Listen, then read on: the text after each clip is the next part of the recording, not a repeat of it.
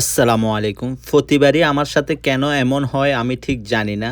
আমি যাই কাজ করতে ঠিক আছে, বাট কাজ করতে গিয়ে আমি নিজেই বিপদে পড়ে যাই। আমি কি কাজে গেছি সেটা একটু পরে বলতেছি। বলাই লাগবে না, আপনারা দেখলেই বুঝতে পারবেন আসলে আমি গেছি কি কাজে আর করতে হইছে আমাকে কি কাজ।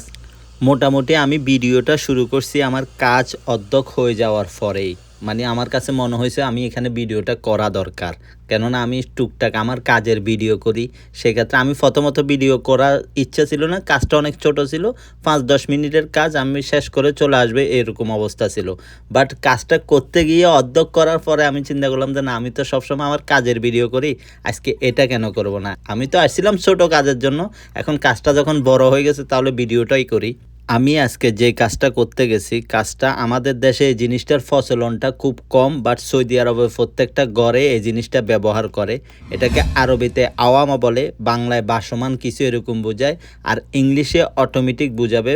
এটা হচ্ছে যে আপনার মোটরের সাথে এবং টাঙ্কির সাথে অ্যাডজাস্ট করা একটা অ্যাডজাস্টার বা অটোমেটিক যে কোনো একটা কিছু বলাই যায়। আমি এটার কাজটা বলি। এটার কাজ হচ্ছে যে আপনার সুইচ থেকে মোটরের মধ্যে যে কারেন্টটা আসছে ওই কারেন্টটা মাঝখান বরাবর ব্যাট সুইচের মতো, আমাদের দেশে ব্যাট সুইচ ব্যবহার করি না, ওইরকম কেটে ফেলে।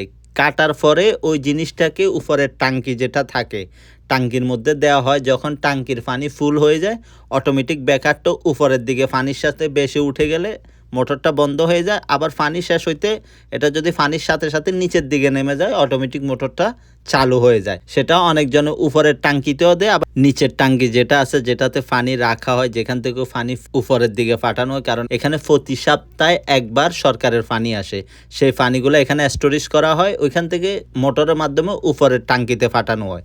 এখন এখানে যদি আপনার নিচের টাঙ্কিতে যদি পানি না থাকে তাহলে মোটরটা অটোমেটিক চলবে। ঠিক এখানে একটা আওয়ামা দিয়ে রাখে, উপরে একটা আওয়ামা দিয়ে রাখে। উপরেরটার কাজ হচ্ছে যে উপরের টাঙ্কিতে পানি শেষ হয়ে গেলে মোটরটা অটোমেটিক চলবে, আর নিচেরটার কাজ হচ্ছে যে যদি টাঙ্কিতে পানি না থাকে মোটর উপরে যদি উপরের আওয়ামাটা অটোমেটিক চলেও, নিচের টাঙ্কিতে যদি পানি না থাকে নিচের আওয়ামাটা যদি বন্ধ হয়ে থাকে তাহলে মোটরটা চলবে না।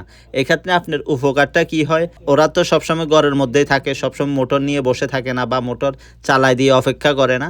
এতে কি হয়, মোটরটাও ভালো থাকে এবং আপনার পানিও অপচয় হয় না। এখন কথা হচ্ছে যে আমি এই ছোট কাজটা করতে আসি কেন বিপদে পড়লাম এখানে। হ্যাঁ, বলে রাখি, এখানে অনেকজনে আছে উপরের যে টাঙ্কিতে আওয়ামার লাইনটা মোটর থেকে গেছে ওইটা আপনার কারেন্টের সাথে একসাথে দেওয়ালের মধ্যে ওয়ারিং করে ফেলে। অনেক সময় হয় না, বা পুরাতন ঘর, এটা ঘরটা একটু পুরাতন, সো তারা আগে দেয় নাই বা তখন একটু প্রচলন কম ছিল। এখন যেটা দিছে ওইটা বাইরে মাটির নিচে দিয়ে তারটা নিয়ে আসছে। এখন সমস্যাটা হয়ে গেছে ওইখানে আজকে 2 দিন ওদের আওয়ামা চলতেছে না, মানে ওরা মোটর চালাই দিলে পানি বাইরে চলে যাচ্ছে এরকম কিছু। তো আজকে বিকেলে আমার কাছে ফোন দিছে যে এরকম এরকম আমাদের আওয়ামা চলতেছে না, আওয়ামাটা একটু লাগাই দেবো। তো আমি বলছি আচ্ছা ঠিক আছে, আওয়ামা নিয়ে আসেন, আমি লাগাই দেবো।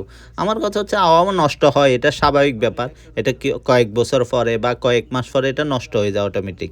এই যে আমি বললাম আমি শুরুতে ভিডিও করে না, আমি শুরুতে ওদের টাঙ্কির ওইখানে উঠে আওয়ামাটা লাগাই চেক করতেছি, চলতেছে না। এরপরে গিয়ে আমি যখন আওয়ামাটা পুরোপুরি খুলে ফেলছি, তার দুই দিকে, তারপরেও দেখতেছি আপনার মোটর চলতেছে অটোমেটিক। মানে এখানে আওয়ামা লাগানোর পর আওয়ামা কাজ করতেছে না, বাট মোটর চলতেছে অটোমেটিক।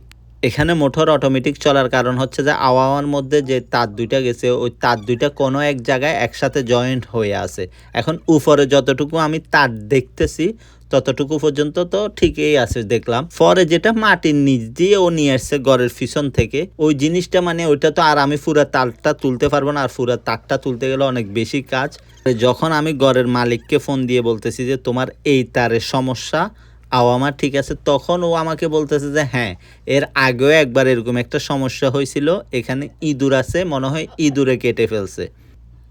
তো এখন ইঁদুরে কেটে ফেলছে, এখন পুরা তারটা তুলে দেখা সম্ভব না। তো আমি ওকে জিজ্ঞেস করলাম যে এখন কি করা যায়। ও বলতেছে যে দেখো কতটুকু পর্যন্ত তার ভালো আছে।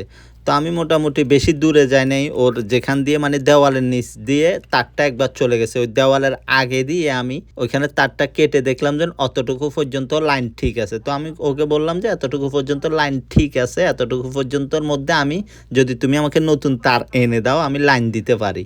যে কথা সেই কাজ, নতুন তার আনা লাগে না, ওর কাছে তার পুরাতন যেগুলো ছিল ওগুলা দিয়ে হয়ে গেছে। অবশেষে আলহামদুলিল্লাহ যে আমি কাজটা শেষ করতে পারছি। একটা সময় মনে হয়েছে যে আমি আর পারবো না, ওকে বলে দিই যে অন্য কাউকে নিয়ে আসো, আমি পারতেছি না।